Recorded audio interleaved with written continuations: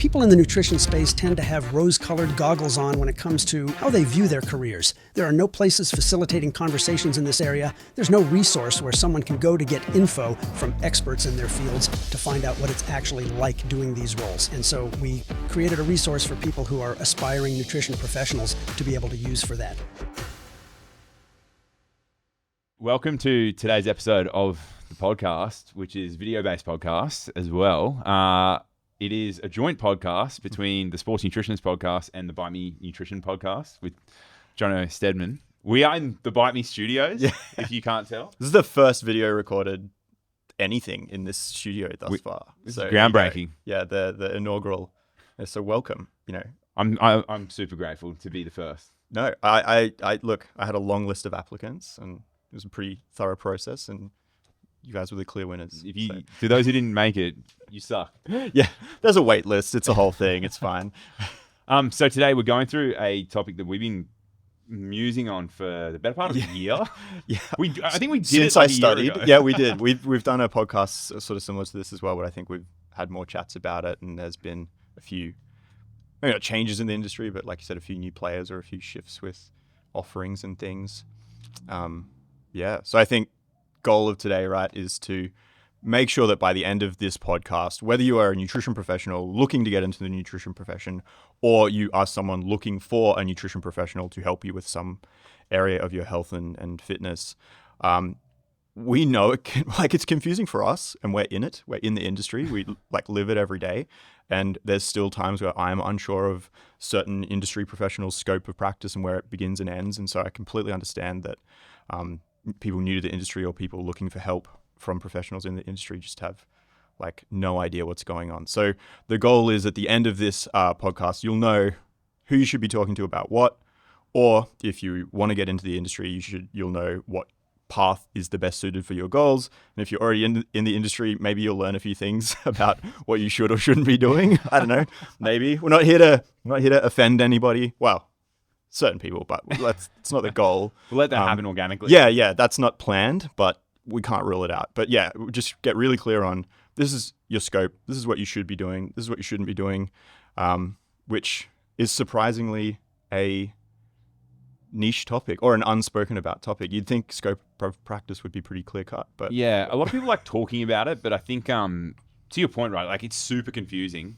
And since we first did our long recorded version of it a year ago, we're this has got to be way more concise, otherwise people aren't going to understand. New developments have happened as well. So this is a natural disclaimer, but it's things will change. This is just a reflection of now.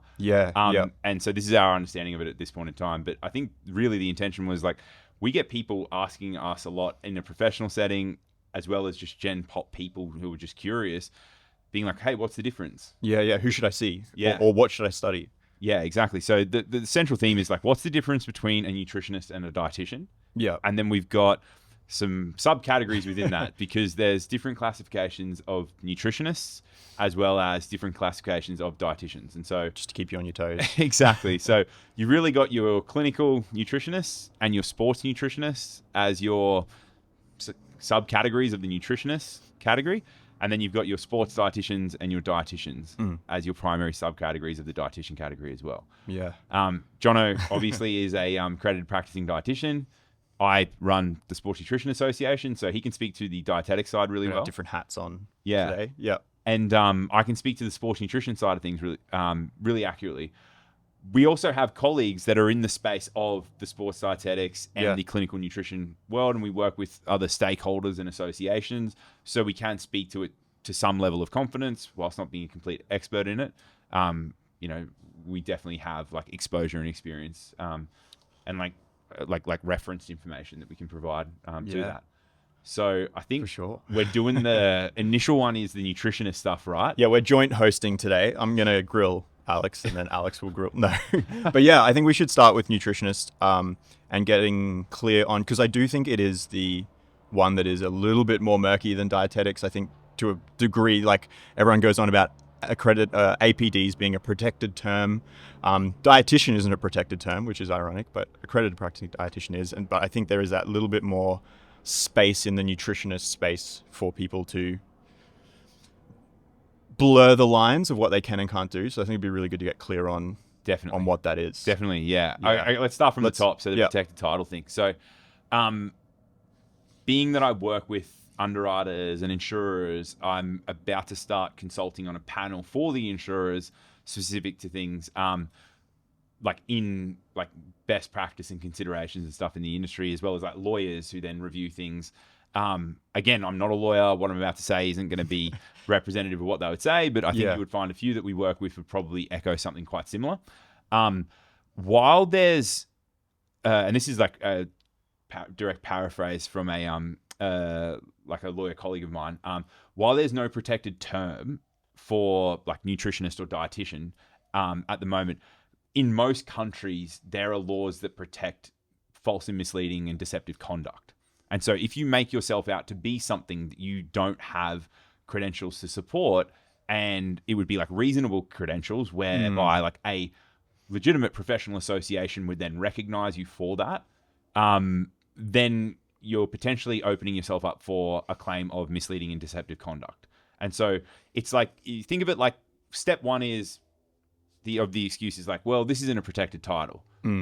Cool, you've cleared that first step. It's not.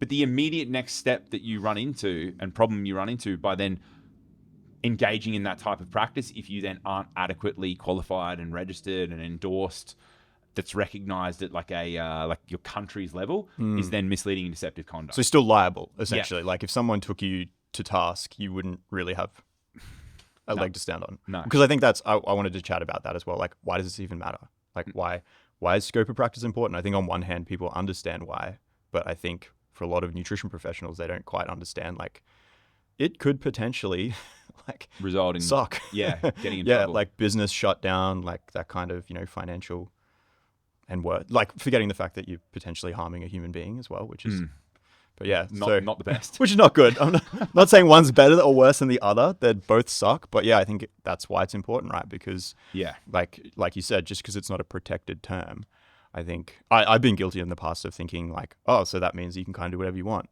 but not really. Yeah, exactly. Which is good. So we definitely there's that duty of care to then disclose that, and you want to be appropriately covered. And I think when people think claim, they think, oh, someone's going to sue you because they want to shut your business down. It's not just that. It could be as simple as, an athlete that you're working with, you've recommended a protocol to help them with some hypoglycemia or something like that. You don't know that it's hypoglycemia. They're just feeling a little bit weak during their match or something. So you're like, oh, try and have a little bit more food or something like that. They misunderstand what you've said. They have the right thing. They have the wrong thing. And then they have a really bad bout of hypoglycemia. And so they're like, hey, this happened, blah, blah, blah. I've got these things. It happened as a direct result. I've got these medical bills. Happened as a direct result of the thing you told me to do. Yeah, right. Now, it may have been an incorrect interpretation of that or something like that. But that's why you have your insurance as well. Maybe they've done it correctly and it happens. If they followed you and it's resulted in that, that's what you want your insurance for. Because you actually want to be able to look after the person. Yeah. You're like, holy shit, that sucks. Yeah, definitely. Basically, if you tell someone to do something and then it results in something going wrong and then being hurt, you want to be able to look after them. Yeah. So you want your insurance to be able to look after them. You do want a claim. You want it to be a minor claim. You don't want it to be a major one, but you every now and then if something happens part to a of person, the profession to a degree, right? Yeah, if you think about it, if you're working with say 30 to 50 people, right, and your liability period is over 7 years, chances are something's gonna happen to someone. Maybe one person out of every 150, something's going to happen. And so that's why you want your insurance. A lot of the time people think, oh, it's a really bad thing. It's it sort of is if you avoid it and you are not qualified and registered appropriately. But if you're not and something goes wrong, it's what it's there for. It helps look after you and the person. Yeah. And so where the big issues come about is the person's not appropriately registered and qualified, don't have the insurance, proper insurance. And this is something I think I'll speak to it a little bit later and go into a little bit more detail and I'll show you as well. But this is where a lot of places are popping up now saying, we've got insurance for you. And unless you're a lawyer or the head of an association, and you're not going to know what to look for. So they're going online, they're paying for these things, and they're saying, a big thing at the moment is a current Cert 3 or Cert 4 in the industry in nutrition, saying, this stuff. And okay, you'll get insurance if you do this program.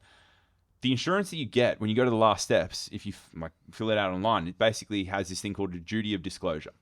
And it says, it's your duty to disclose that you are telling me everything that you have is legit for me to give you this policy. The thing that it says on the website is that you're registered with the national board, and it links to AHPRA. Yeah. Now, AHPRA is not a part of the national... nutrition is not a part of AHPRA. There's no national board for nutrition.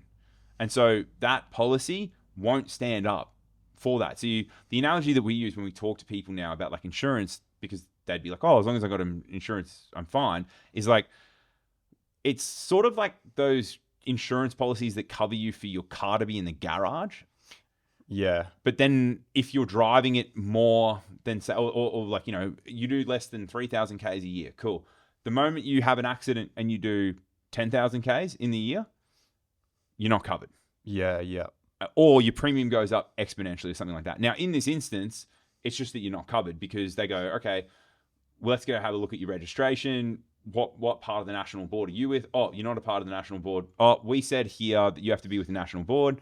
We're not covering you. Yeah, yeah. And so the average person doesn't know this. Yeah. But I guess if you are looking to get into the industry and study something, it would be important to go, okay, what insurances are available to me, to read the policy properly, and to make sure that you can fulfill, I guess, all of those clauses at all times. Like you said, like, you know, just because you can get and pay for insurance doesn't mean that it will actually pay out for you if you need it. And this is the thing, like when you're getting into the industry, you're not thinking like, I have to read the fine print of the final page of my insurance document when they're quoting me a price. Yeah, yeah. And you're just used to ticking boxes. Everything that I've said is true. Do you agree to the terms and conditions? Yes. It's so habituated, right? Yeah. South Park Human Centipede pad. Yeah. So it's like, they're not going to do that. But I would say like that you got your first step where it's like, it's not a protected title, but then you've got the second step Still then liable, is... hey. Yeah. You've got misleading and deceptive conduct. And then the third thing is then the duty of disclosure if you even are covered or you have access to an insurance product. Most insurance products that I've seen, I'm biased, right? Like, I haven't seen all of them, but all the insurance products that I've seen, the ones that are legitimate link directly back to the association. They don't refer to national board. Right. Okay. And they state in the policy, if they're covering it for personalized services. So the policy doesn't state things like advice, advising, counseling, guidance. If you're someone who's, say, a personal trainer, you have scope for advice as it is, just as a personal trainer. So doing these additional programs that have like advice in there for your insurance policy, like you're literally just paying more money for no difference. Right. So this is that's the 3 stages of the slippery slope where it's like, you've got... Yes, it's not a protected title. So if you've gone out and you've done a weekend course, you can call yourself a nutritionist. But if you represent to the public that you are one, you're kind of leaving yourself open. Then you want to make sure, then we go up to step 3, you want to make sure that you are appropriately registered, recognized, endorsed, and insured for it. Otherwise, we go back to the second step, which is misleading and deceptive conduct. Yeah. And you then have been paying for an insurance product that's probably not going to cover you in the event that does happen.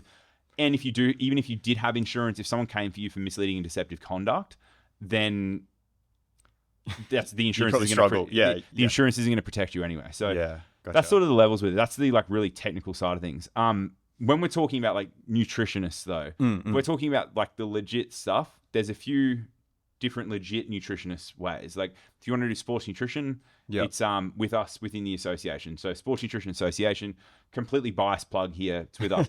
But we're the only association in sports nutrition that's non-dietetics related that like is in Australia that provides a personalized service, but as well as has that same personalized service standardized and recognized around the world. So there are a few other associations that do it, like SNA in the UK. If you're in the UK, you can register with the Sport, Exercise and Nutrition Registry. That's an offshoot of the British Dietitians Association, the BDA, but that's specifically for sports and performance nutritionists. Again, appropriately qualified and stuff, but you've got that. So that's the sports nutrition side of things. Yeah. Cool. Then that's not clinical nutrition. Yeah. And that's where like we get into the gray areas of what like clinical nutrition is, because there's a lot of people that do some phenomenal programs in nutrition that aren't dietetic related. And they're like, yeah, I'm a clinical nutritionist. And I know you've wondered this and we've spoken about this. Yeah. And so, based on my knowledge at this point in time, there is only one association and institute that provides legitimately recognized clinical nutrition registration and endorsement for a clinical nutritionist in Australia. So they'd be able to gain insurance that would actually cover them. They would be able to be defended against, like if someone took them to task for being, how they represented themselves. Yeah, if they were doing like medical nutrition therapy stuff, right? Yeah. Not the same scope as a dietitian, but it's pretty close. Okay. Now, this association is called ARPAN. They're doing really good things. Yep. It's a very stringent criteria to get in. So we're talking specific subjects have to be completed. X amount of clinical prac hours have to be completed. I think it's like 400 prac hours in just clinical prac in a clinical setting. Yeah, wild. For that, right? Which, great, right? Yeah. I don't know, like I know of 2 or 3 uni degree programs that are in like medical nutrition. Like I think it's like nutrition, majoring medical nutrition, whatever, that do this, that I've seen. And I've looked at 20 plus nutrition and exercise degree iterations. So I know of 2 that gain guaranteed entry into it. But again, it depends on how you select your electives.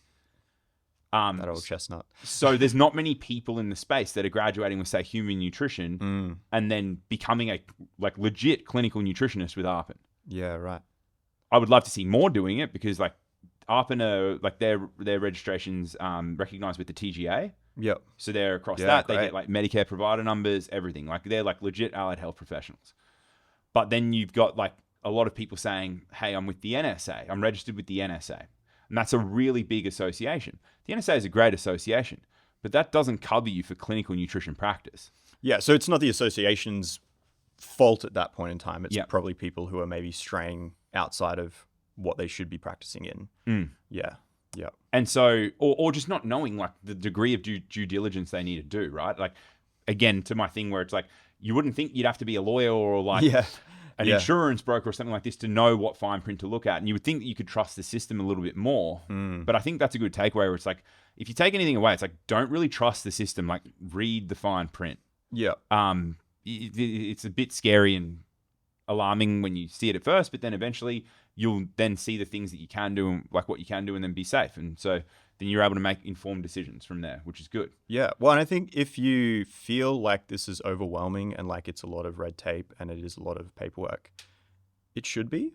Like we are, like, okay, I'm not operating on anyone, sure, but like you can kill people like with nutrition or at least set them up for significant harm, so I don't think needing that level of legislation or like, I don't think that's a bad thing. I think it can make it harder, but I kind of like that it's harder. It should be harder. It should not be an entry level job, right? I mean, otherwise it'd be like the NDIS, right? But the difference is like we have people's health in our hands. Yeah. Not to the same degree of a surgeon, like you say, but like look at the NDIS, like no entry level for it. They were 15 billion over budget, all the frauds and stuff. So like we know that like, hey, there's good people out there, but if we if we leave people to their own devices, chances are we're going to blow things out by about 50%. Totally. And then we're also going to have a ton of frauds.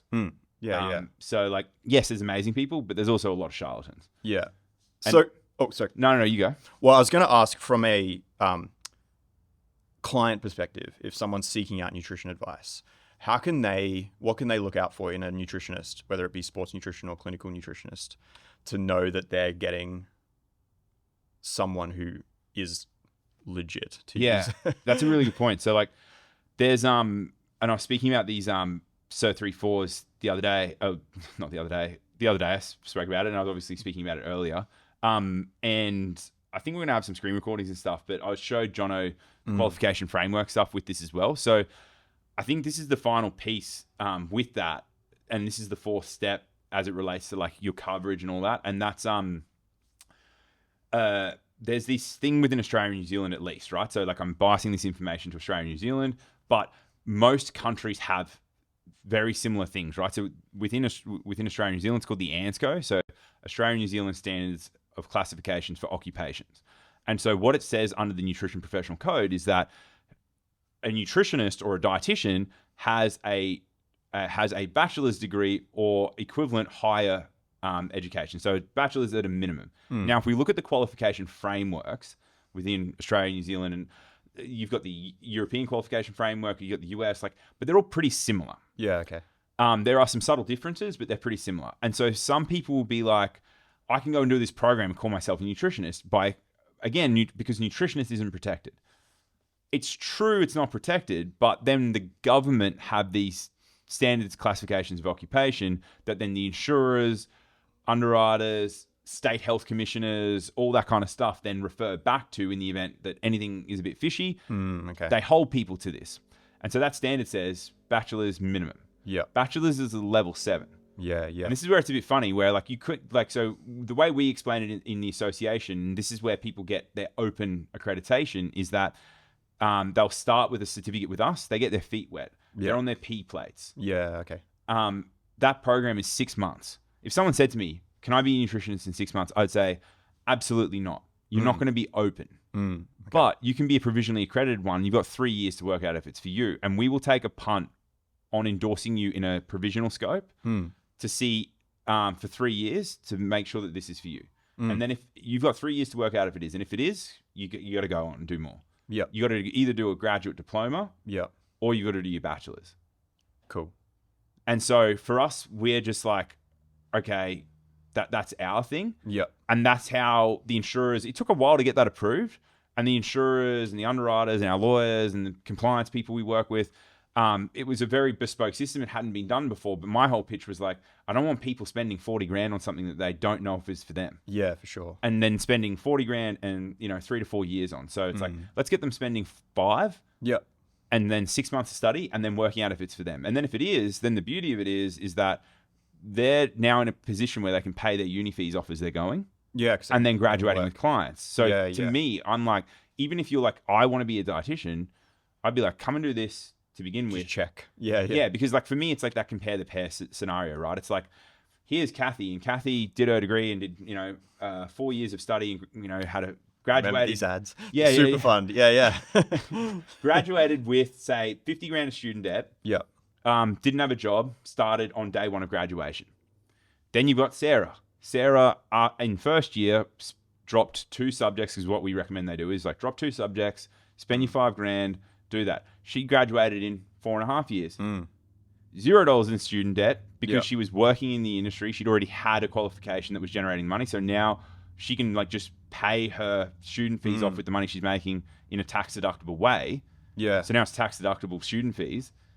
And then she's graduating with a full book of clients. Yeah. So it's like, which one would you rather be? And I'm like, I would recommend the majority. Now, are they going to be a long-term member of the association? No. They're going to be a dietitian. Yeah. Sweet. I don't care. But that person saved 50 grand and now they're graduating, instead of having 0 to 5 clients, they've got a full book of clients because they've been doing it for the last 3.5 years. Yeah. And so that's our side of things. Otherwise, if you then want to be in clinical nutrition or just nutrition, if you're going to be in any form of nutrition, you got to have bachelor's or grad dip as your minimum. Yeah. So as the general public, if you're looking at reaching out to professionals and things, that would be the first step. Check they've got at least grad dip or bachelor's. And actually, something I say all the time, that sort of study is hard and expensive and takes a lot of time. So if someone's done that, they're going to put it on their website. I'm not going to hide the fact that I did a bachelor and a master's because I'm still paying off the HEC step for it. I'm going to loudly and proudly say it. So if it's not there, it probably doesn't exist. You know? And I guess you could ask them. But yeah, I think that's just a good yardstick. Like you said, it doesn't guarantee that they've got the insurances and things, but it's a pretty good start. I think bachelor's is a minimum, bachelor's and grad dip that you're looking for if someone's in the nutrition space, and then you're looking for that stuff. But honestly, for someone in the general public, if they've got those, that's a great starting point. You might have heard the insurance spiel. That's more for practitioners. Yeah. If they've got those, you're in pretty good hands. And to the people who have done some of these newer programs that have sort of come out in the last couple of years, and they're saying, hey, it's nationally recognized and all this stuff. It's it is, but it's, how can I explain this? It's misdirection. It's saying one thing that's true, but then not referencing the stuff that relates to the national education framework. So it's it is nationally accredited, But for that occupation classification, it doesn't meet the standards that are required to then say you are this. And so if you've done it, I'm sorry. Like, all we can do is say, like, it sucks. We can put you in contact with institutes that we know. If you want to do some stuff and become a part of our graduate diploma pathway that we have, we're happy to look at that. We can't do much else other than say, like, it sucks. It's a part of the industry. Yeah, it's a bit of a bummer. I've had a few discussions with people saying, I've just finished my bachelor's and I was thinking it was a pathway to dietetics because maybe that bachelor had dietetic medicine in the title, which I think has recently changed because I checked this morning and all of a sudden those courses I've looked for don't actually mention dietetic medicine anymore. But anyway, and I know about, like, the ones, thinking of Captain Cook's ship. But anyway, they're like getting towards the end of their 3 years and they're like, I thought I was going to be able to move into the masters and now I've just been told I can't.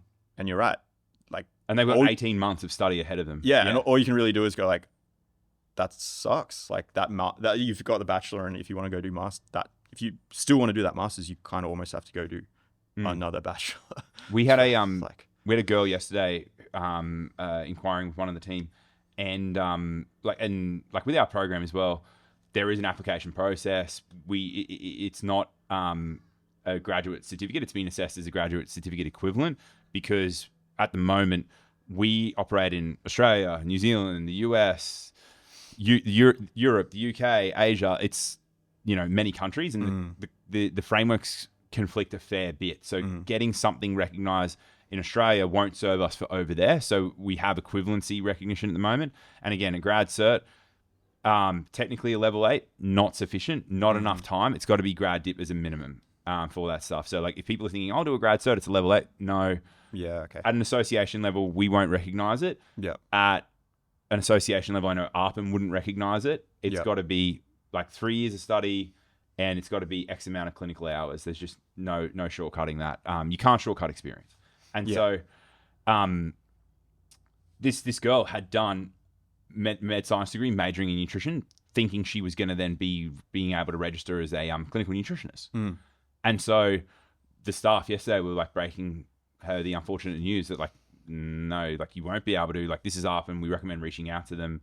They're a great organization. But these are the programs that you would need to do. They'll tell you more about it, similar to your colleagues who thought they were going into dietetics. Yeah, like, this person's got another 18 months of study ahead of her.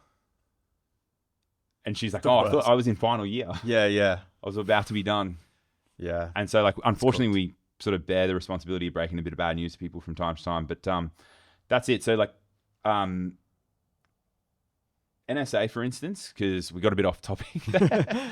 But NSA, that's for research and public health promotion. So if you're registered with the NSA, if you're a researcher and you want to be a part of the research and nutrition research, which, like, so many people should, it's awesome. Yeah. Plug into NSA. If you're in public health promotions, you're in a public health role, they'll look for NSA registration. But if you're looking to practice as a practitioner in private practice, one-on-one, that's not what that rego is for. Yeah, okay. Cool. There's other things like ANTA, like Australian Natural Therapies Association or something like that. That is something I don't know too much about, but I've looked at the scope doc and it basically says we will endorse you for whatever your qualifications are. And that's where it gets a little bit murky by not having additional, like, layers of protection in. So I would say, like, if you want to practice clinically, like in nutrition, and you want to practice medical nutrition therapy, my recommendation is go ARPN. Because private health provider number, TGA registration, and there is a defined scope, and it doesn't say it's just what you're qualified for. It then references the specific training. Yeah. Whereas ANTA is, it's a little bit more ambiguous. It might hold up. It could be really robust. I just don't know.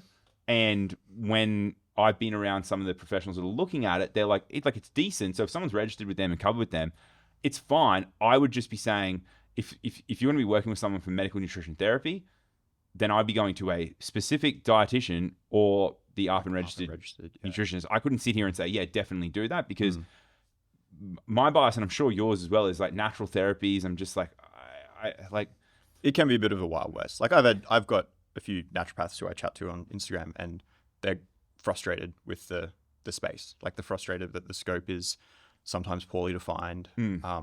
often poorly defined, and then how there's certain characters in that space who are absolutely acting outside of the scope. And I think it just causes the waters to get even muddier for practicing clinicians and, you know, the population. Exactly. The public. The public. And I think it goes back to that, you know, that NDIS analogy, right? It's like, I would say natural therapy is a little bit like that. There are really good people there. There's still a lot of dodgy people by just not having a like really clear, standardized structured scope. 100%. Yeah. That's why it's hard to get into the places with you've got 400 clinical hours and things like you said. Like, that's hard to do, but there's a reason for that. Yeah. I mean, for us, for open accreditation, it's 2.5 years full-time practice. Yeah. Like, for that, it's like, but like, as you got your degree, you got to have that. So like, people come, they'll be like, oh, I've got my degree, am I open? And we're like, have you done the practice? And they're like, oh, no. And it's like, yeah, not yet. Yep. Get started. Yeah. Because it's like, and the reason is because like, you've experienced it. The degrees do have prac in there, but it's so hit and miss how effective the prac is. Oh, yeah. As someone who has provided prac to prac students, it's really hard to give prac students a good experience that I feel reflects my day-to-day work. Like, you try, but there's nothing beats like doing it. Yeah. So we're working with a few different institutes and obviously you've been a part of like the consultation with that as well, to like get a really robust, recognized grad dip program, and that's got like 400 hours of prac. In that specifically, you know, for that. So like, you know, 400 hours made up of 200 to 250 with individuals. And then 150 with in group settings. Yeah, great. So that way they are completely immersed in that, and built into that are like these really robust logbooks that have them then applying like the communication and then business side of things that, like, yes, people in pracs at the moment, they get exposure to like clinical stuff and like a client setting, but they're not really having light shone on client generation, client retention, for sure, client referral stuff, that type of stuff. And so that's built into that prac. So that way they've got like a, it's interesting. It's still a work in progress. So if you see this and you're like, oh, I want to do that, it's not ready anytime soon. It's a big undertaking. So I mean, that's really the nutrition space, right? You've got your sports nutritionists, then you got your non-sports nutritionists that are saying that. And there's a small legit sector of really good clinicals. And then there's this other area where it's pretty wild westy. So it's anyone saying they've done a weekend course to one of these latest Cert 3-4s, or even like diploma in weight management. Yes, I'm a nutrition coach or whatever it is. Through to like a nutritionist who's got a human nutrition degree, but they may have just registered with the NSA, and the NSA doesn't cover that private practice work. So I would just suggest, like, hey, hit up Arpin if you've got that and you can satisfy it. Otherwise, work with Arpin or an organization like us to work out how we can facilitate that. Figure out your pathway, essentially. That setting you up so that way you'll legitimately endorse for that one-to-one service, which is a personalized service. And so, again, like, there's some things to look out for. Look out for your duty of disclosure. Look out for your qualification. If they're saying it's nationally recognized, but it's not at the level, then it's a bit like that. And then look out for the term advice, advisor, coaching, guidance, all that kind of stuff. If you got that, then you're pretty good. So that's the nutrition space. You've pretty much described why I did dietetics, because at least the scope was clear. You know, like, sure, the pathway, well, it was like it's a bit more traditional. At least it was at the time. But with what you guys are doing, you are also setting up a much clearer pathway, which is great. Especially like when I went back to uni, it was just, well, I want to do nutrition stuff and I want to work with people, so I'll do dietetics, because then I don't really have to worry about scope of practice. Because like, I can kind of do whatever I want obviously with food, but it was like, if I want to work with people, if I want to do this, if they're sick, if they're well, if they want performance, I'll be okay. You know. So yeah, I don't know. How do we segue into time for the dietetics?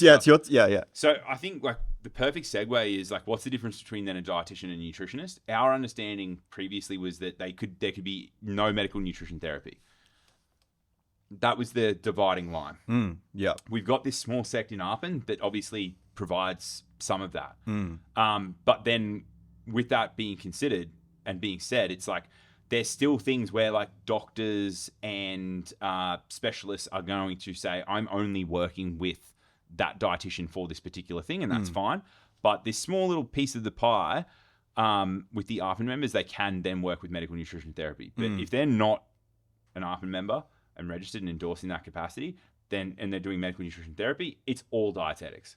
That's I think the bit that is really tricky for people to grasp because of the amount of nutritionists online who do IBS, who do gut health, or not gut health, I guess, but like they do IBS, which is medical nutrition endometriosis, therapy. PCOS. Yeah, these are medical conditions, and MNT, medical nutrition therapy, is I feel like sometimes I can't talk about it without sounding like a wanker.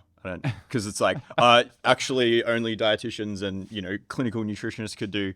But that's kind of the reality, right? It's just that no one cares, or no one seems to care, unfortunately. And so, I feel like the scope of those non-ARPAN nutritionists, they make up so much more of the industry as well. That's the biggest percentage. It's probably 99.5% of the clinical nutritionists are not ARPAN registered. And so outside of sports nutrition, my understanding is they can help with, in a one-on-one setting, if they are insured or accredited for that, it still should just be weight management and general healthy eating. Yeah. That's it, right? Exactly. The second you're like, I think I'm allergic or intolerant, they shouldn't be talking about that, or like you said, PCOS, endometriosis, blood pressure, high blood pressure, high cholesterol, diabetes, all of these things. Obviously eating healthily to reduce the risk of high cholesterol, sure, that's general healthy eating. But the second someone ticks over into that, hypercholesterolemia or any of that, it should be go see a dietitian, exactly. or an ARPAN register. I want to make sure that I'm not just wiping them out. Yeah, cool. We'll find that out because that would be good to know because. I was unfamiliar with that, but that's great. But it's actually probably, it feels like a brutal line in the sand, but I think it's an important line in the sand of if you are reaching out to a nutrition professional because you are trying to manage a medical condition, it's pretty cut and dry who you should be chatting to, right? It's a dietitian or... I think they've said official practicing nutritionist. Yeah. But they've got a couple of policies, OPN. So... We'll figure it out. We'll put it in the show notes. That's what all the smart people say. Certified practicing nutritionist, CPN. Okay. Certified practicing nutritionist. Yeah. There you go. So you should be seeing a CPN or an APD. We love our acronyms. A CPN, certified practicing nutritionist, or an accredited practicing dietitian. That's what they are in Australia or New Zealand if you're listening abroad. RD, registered dietitian, which is so much better than APD. I really wish I was an RD. I know, right? It would have been so much easier. But no. And universal. I love universal terminologies, but anyway. Don't get me started. Australia. Yeah. Woo. But yeah, I think in terms of scope of practice for dietitian, it is a lot clearer. Because, so much which easier. is great, right? That's why, I knew I was going to graduate and be able to get a Medicare provider number. I knew that there would be private health eligible rebates for certain clients. But that's, again, because there's certain degrees that you can do, and there's very clear pathways. You can only do those pathways. And then architecture, name it, right? Yeah. I think it's got that kind of older profession to a degree, which, like we were talking about earlier, has probably hurt my profession because we sit up thinking we're better than everybody else, which we're not. But I think that was for me the appeal of dietetics. But it's... And there's one other thing that's really good as well. It's a GST-free service. Oh, right. So isn't nutrition not? I don't think it is. No. So if you are a CPN, I don't know, but I know for a fact that if you are a registered accredited practicing dietitian, you're GST free. So that's a really good tax swing. So Medicare, TGA recognized, and GST free. Whereas the CPN, they may only be Medicare and TGA registered. Yeah. Okay. Well, but then I guess so. Yeah, it's that high level of recognition with the government bodies and things. But again, it's I had to do a bachelor's and a master's, so it was 4.5 years of full-time study, and could not do the master's remote or part-time. It had to be in person, full-time. Yeah. So it's quite the commitment. Hence why, like you discussed, if someone, especially, I think it was a bit better for me because I went back and I was like, 25, 26 or something. So I was pretty confident. I was like, this is what I want to do. You know, I know I want to do it. But especially if someone's like 18, 19, or you're just like, I just really like cooking. Maybe I'll study nutrition, like, which is fine. That's cool. But definitely having a better way to get to dip your feet in the water that can still build into a legitimate credential, you know, like a fully open licensed, you know, it's not a hobby like program certification. Yeah. It's an actual, like, it's step one on a pathway. Yeah. Like, that's awesome because like I joked about the HEC step, but a bachelor and a master's HEC step ain't no joke, you know, and no. That level of, with how the government are indexing as well at the moment. Yeah. Last 2 years. God damn. So, you know, like which I wouldn't change anything. I don't regret it at all. But I'm in the lucky kind of niche of I thought I wanted to do it, and it turns out I do want to do it. So I'm like, sweet. 4 years not wasted. I know. So if I went back to uni again, my wife would leave me, and that's fair enough. But it's like I know lots of people from my cohort that like aren't dietitians. Well, that was the joke, right? Like there was the what was it? 80%, or like a year later, where were they working? I don't know. I don't think I've heard this joke. It was like, I thought it was like the joke was like you see them like a year later and they're working at Telstra or something. Yeah, right. Yeah. Because like, I mean, full-time wage, like in all nutrition space, it's kind of it's still a rarer occasion to have a full-time like, for sure permanent position. So, I would say if you're doing dietetics, it's amazing. The scope's super clear, but it doesn't mean the job prospects are better. Not at all. Not at all. Yeah. You're still solving the same problem. Yeah. Which is, how do I get clients to work with me? Client generation, client retention. And like I said, I think we're not almost, I believe that as an industry, we're worse at it because we start and uni still kind of feeds a little bit of that. Oh, you're a dietitian. Like, people will just come to see you. It's not fielded for me. Yeah. If you build it, they won't come. Yeah. So I think that whole piece is just important for everyone. And so that's why don't do dietetics because you think that will give you more job security, because that is not the case. It might give you, at least in the current state of the industry, the clearest scope, right? Yeah. And possibly like the easiest Medicare private health kind of relationships. But I think the work and the opportunities are pretty much the same, you know? Unless you want to work in a medical center, but like not too many dietitians. Or like hospitals, and some people do. Like, yeah, if you know you want to do it, do it for sure. Oh, hospital dietetics is amazing. You work for the government. It's the best job in the world, right? Like they do 9-day fortnights. It's like you get sick leave, you get like all of that, right? And you have to be a dietitian to do that. But they also have like, at least in the greater Brisbane area, like 2 jobs a year.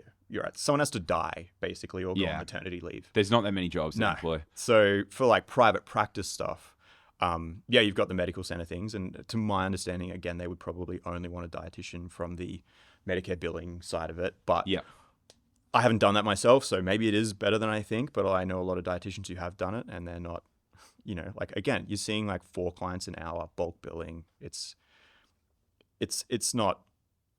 It's probably not why you went to uni. Yeah. Right. For a lot of you. For some of you, it's sweet. Like you completely align with it. It's congruent. Seeing 4 people in that and then having frequent touch points, like it works.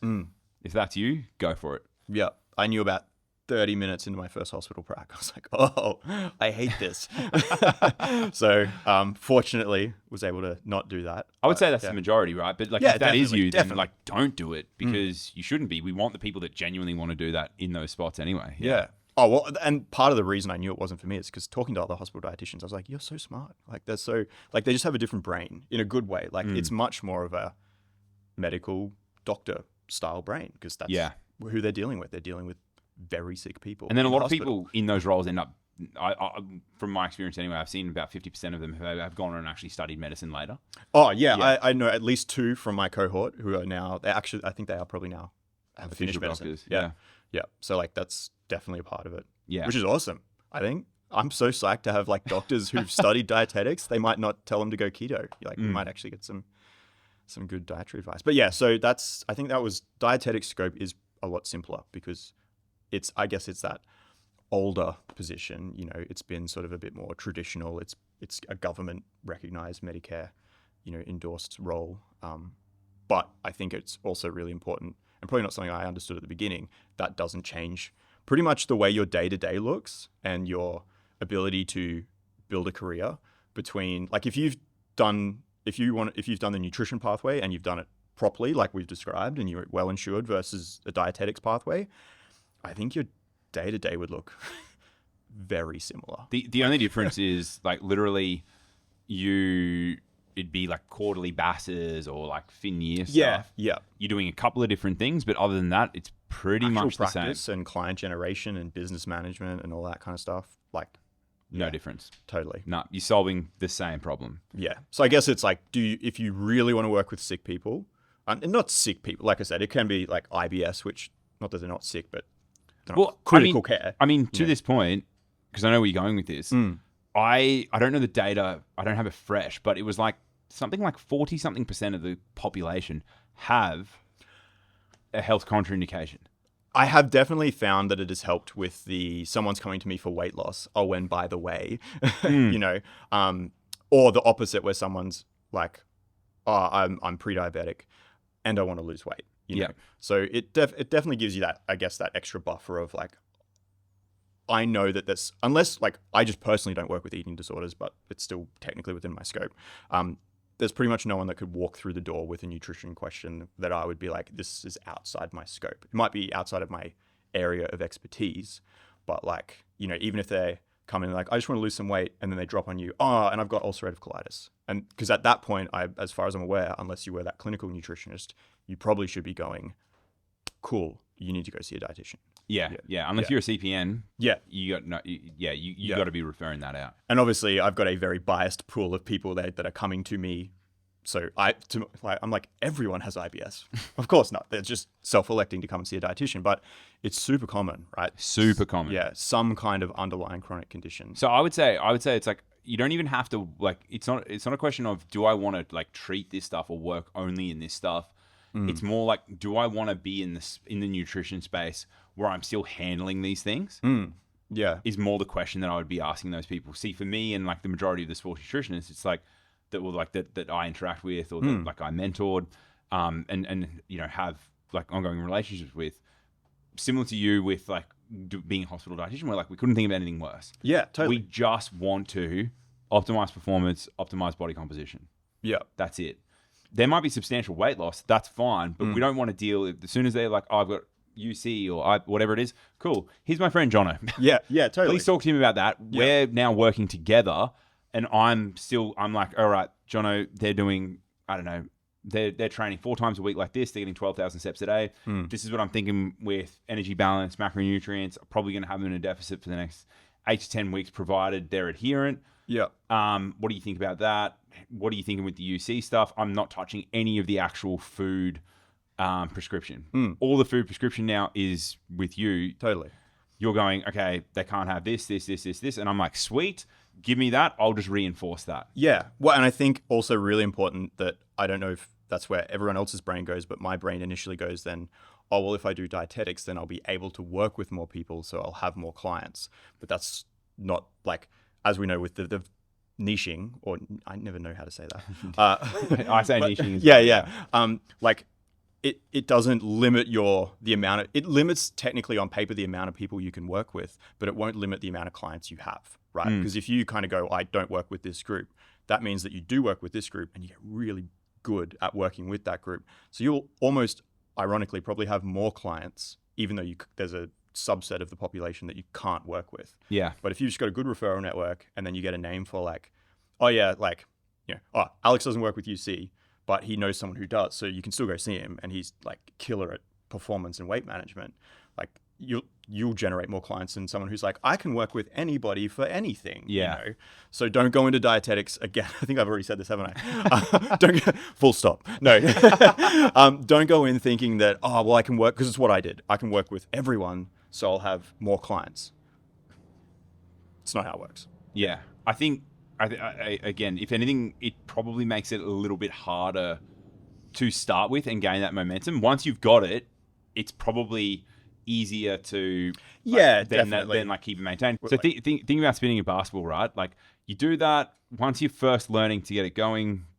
it's like pretty tricky. And then once you're good, you then just do it, and then you're maintaining it. The dietetic side of things is probably a little bit longer to then get it started and get it good. But once you've got good momentum, it's that tap keeps that revolution going for a lot longer. It becomes more of a flywheel, I would suggest. Yeah. More work at the beginning, but a bit easier to maintain at the end. Yeah, I think they're just different, slightly different business models, but I can't see why one would have more potential than the other. Yeah. I think they both have limitless potential, essentially, in terms of like, you know, like how many people are... Can you see in a week? Well, yeah, exactly, right? And then like how many people are sick and how many people are overweight and how many people are struggling. Like, we're never going to...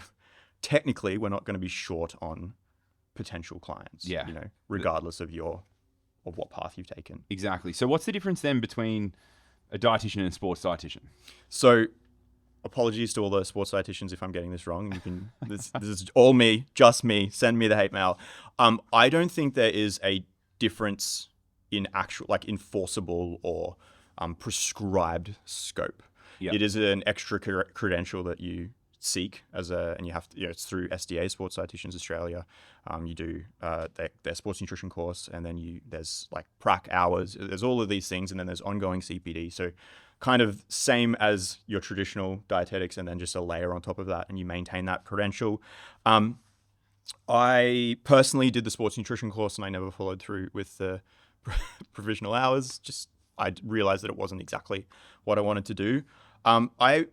From my perspective, and I work with a sports dietitian, Jenna, what I see the value most of all is in the industry recognition, right? So it's not so much that you are allowed to work with athletes or allowed to work with sports teams, because technically, like you don't, like we were discussing earlier, you don't have to be a dietitian to do that either, right? If you've got the proper nutrition qualifications, I think there is still, just from a sports team perspective, that we need a sports dietitian. Yeah. You know? So I still think if you are a dietitian and you want to work with sports teams, it's a relatively quick process, to do, and it's a relatively easy process to maintain. I think it makes sense. Yeah. Yeah. But you're not like getting access to...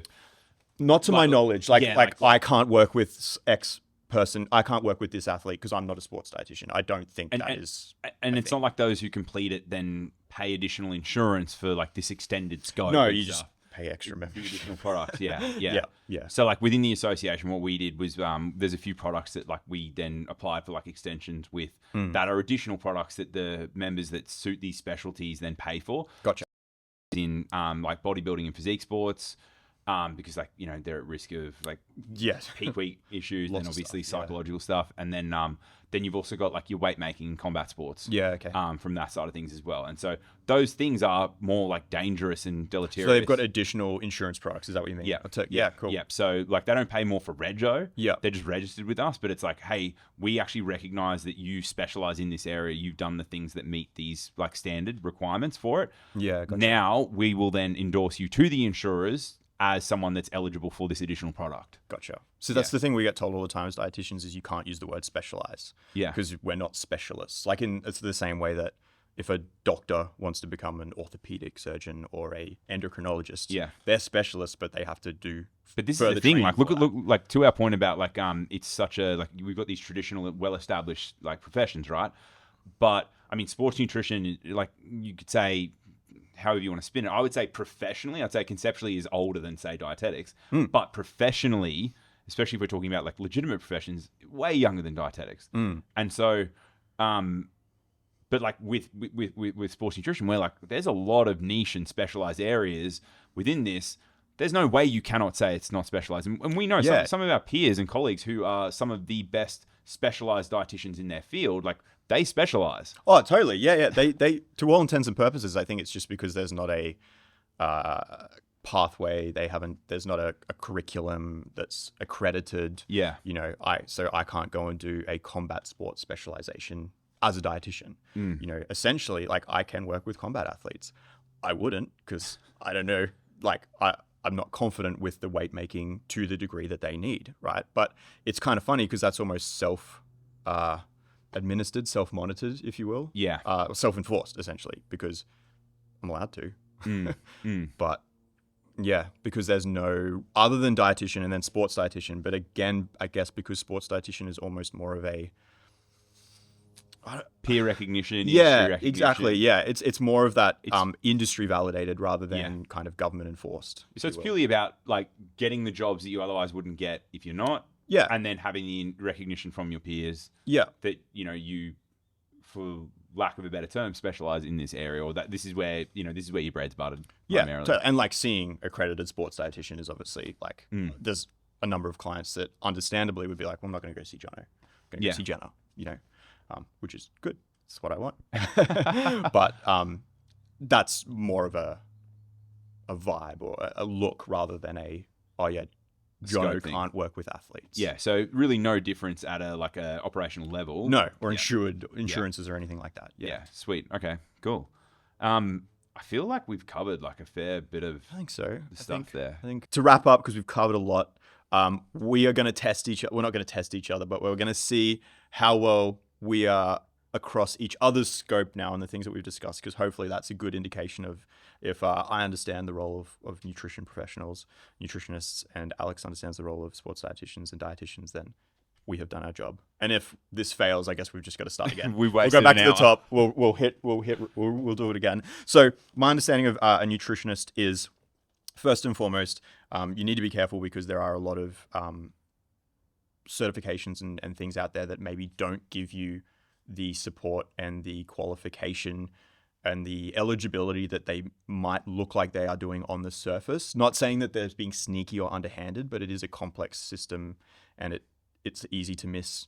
Like you said, you can, even just the fact that you can get insurance doesn't mean that you will be insured. So in terms of sports nutrition, I know that like obviously SNA is a really clear pathway, and we're looking at those kind of. We're looking for the grad dip, we're looking for the bachelor's and, you know, above qualifications for open certifications. And then from a clinical nutritionist, again, like you said, 99.9% of, well, we're making that up, but it's probably only a small subset of the industry. It's not something I was even familiar with before today, but someone who's kind of working with or is accredited by ARPAN, or their certification is recognized by ARPAN, would be a good protocol. And so if you're working with those two, someone who's gone through those two pathways, you can be pretty confident that they're on the level. Or if you're looking to work in that space, those would be the pathways that we would recommend. If someone hasn't done those pathways, I'm not saying that they're automatically not eligible, but I would definitely spend more time as a member of the public researching them a bit more to make sure that they're legitimate, or as someone looking to study, really crossing my I's. I always do that, crossing my I's and dotting my T's, to make sure that they are eligible for the insurance and for all of the other things that come along with that. You did really well. That was good. Yes. Well, I was just rehashing what you said. So. And if you want to check it out, the ANSCO standards are public, so we've got that. Yeah. We'll provide links, I guess, for like qualification framework stuff as well. Perfect. So you can check it out. So like, don't be fooled by like nationally recognized. There's like levels to the recognition that matters. And then I'd say another thing as well. Again, like national recognition isn't that great because a lot of people work online and they want to work with people from all over the world. Yep. And so that's where like national recognition sort of falls down. So like, you want to make sure you have registration and insurance that enables you to work in an online capacity. So like if it's like, oh, this is nationally recognized, it's like, it's great. Yeah.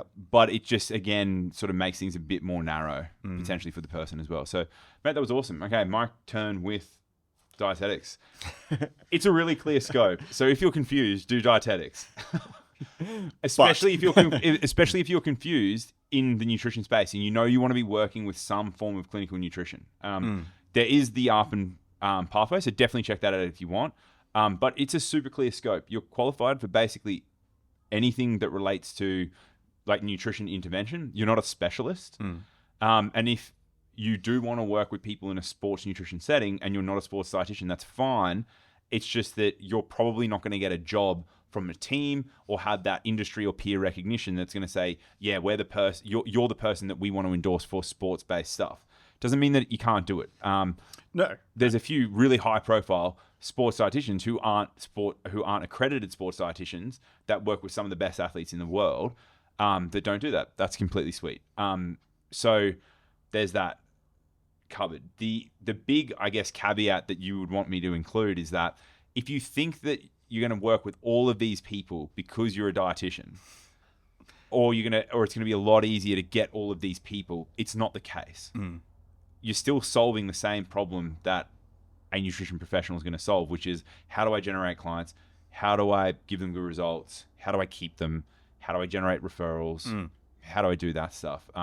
It doesn't really change what you're doing, but it does change what you can do with them. So if you've got anyone with any form of medical contraindication, right? Or is there an easier term to use? Just someone with a chronic disease. Chronic disease. Or an active medical condition. An active medical condition. Then you can work with them. You can work with them in the treatment and management and prevention of it through nutrition. That's completely fine. And you're going to be the go-to as it relates to like doctors sending you them as well to then address their nutrition.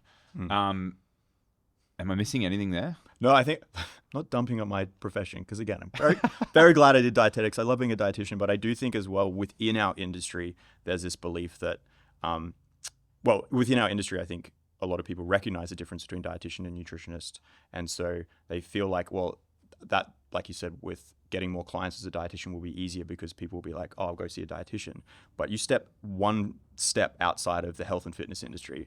I think I'd been a dietitian for like 3 years before my dad realized what the difference was between it. So if you're not in the industry, dietitian, nutrition, we're just all nutrition professionals to everyone. People don't know. Yeah. People don't know. So that's why in terms of like promotion and business growth, like anyone outside the industry, which is going to be most of your clients, right? They don't know. No. You're just a food person. There's almost no difference to you. Like, this sounds horrible. And this doesn't matter if you're an openly accredited sports nutritionist and you're trying to help people and you specialize in like weight loss and you're like one of the best, most reputable people in like weight loss or whatever it is, right? Or you're a dietitian and you specialize in that and you're one of the best. The general public are going to say there's no difference between you and Ashley Bynes. And like, well, she's probably smarter because she's got abs. And she's got more followers. Yeah. And they're going to look at that and go, you know what? She's potentially more credible. Like, a lot of people will look at that. And that's it. And that's the uphill battle you're fighting. Yeah. And so you want to make sure that you enjoy it. Yeah. Because it doesn't stop. So you may as well enjoy the process. Yeah.